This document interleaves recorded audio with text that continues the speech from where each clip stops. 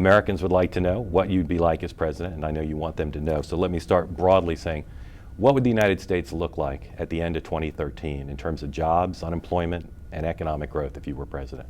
Well, you'd see a very dramatic change in the perspective of small businesses, entrepreneurs, middle-sized businesses, and perhaps even some large multinationals. They'd say, you know what, America looks like a good place to invest again. Would you like to be more specific about what the unemployment rate would be like at the end of your first year?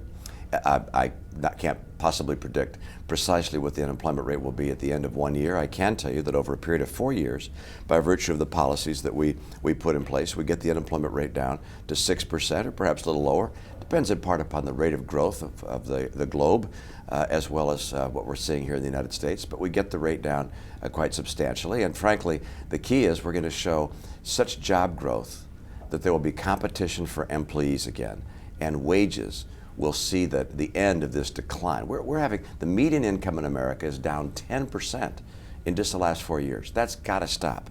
We've got to start seeing rising wages and job growth. The president says that your experience at Bain Capital will be central in this election.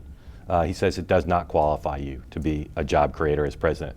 I know you think that working in the private sector in and of itself gives you insight into how the economy works, but what specific skills or policies did you learn at Bain that would help you create an environment where jobs would be created? Well, that's a bit of a question like saying, what have you learned in life that would help you lead? My whole life has been learning to lead, from my parents to my education, to the experience I had in the private sector, to helping run the Olympics, and then of course helping guide a state. Those experiences in totality have given me an understanding of how America works and how the economy works. 25 years in business, including business with other nations, competing with companies across the world, has given me an understanding of what it is that makes America a good place to grow and add jobs, and why jobs leave America, why businesses decide to locate here, why they decide to locate somewhere else, what outsourcing causes, or what it's caused by, rather. So I understand, for instance, how to read a balance sheet. I happen to believe that having been in the private sector for 25 years gives me a perspective on how jobs are created that someone who's never spent a day in the private sector, like President Obama, simply doesn't understand. You said you know how to read a balance sheet. There are a lot of people in America who know how to do that. What would make you qualified to be president? Again, specific things you learn, things you know, policies that grow out of your experience at Bain Capital that would lead towards job creation. Well, Mark, let's be a little more specific as to the area you'd like to suggest. Trade policies, labor policies, energy policies. Let's take energy, for instance.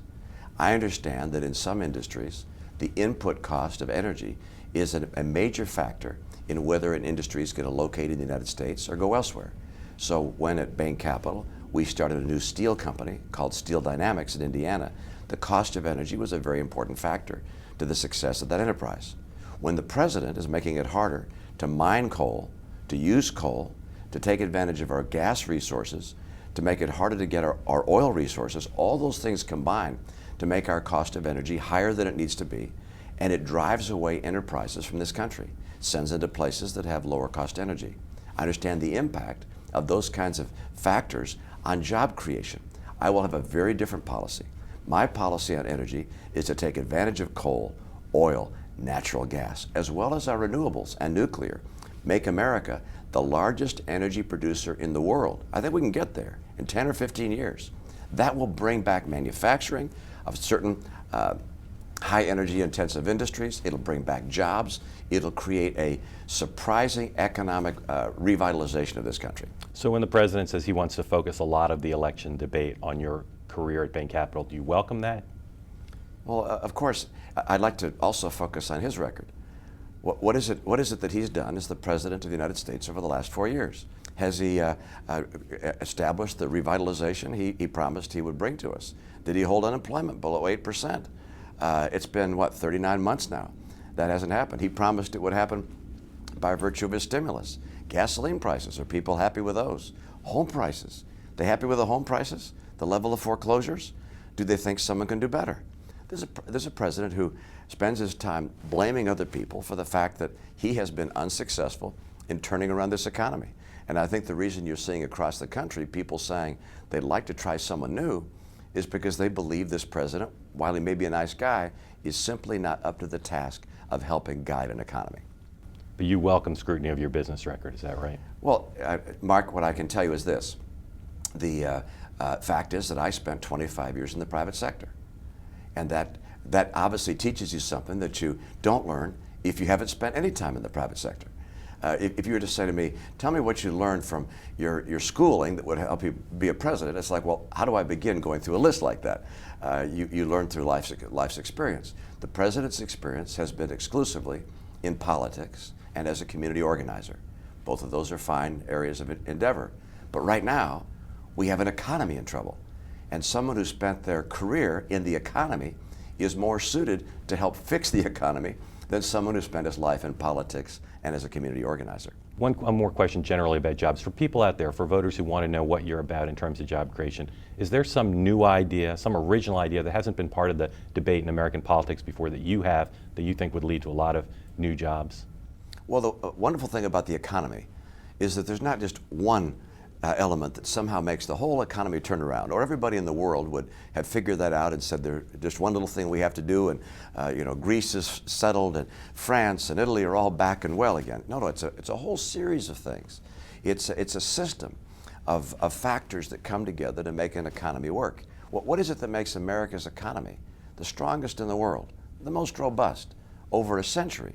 It's a whole series of things, everything from our financial services sector to the cost of our inputs, our natural resources, to the productivity of our workforce, to our labor and management rules and how they work together, to our appreciation for fair trade and free trade around the world and negotiating trade arrangements that are favorable to us.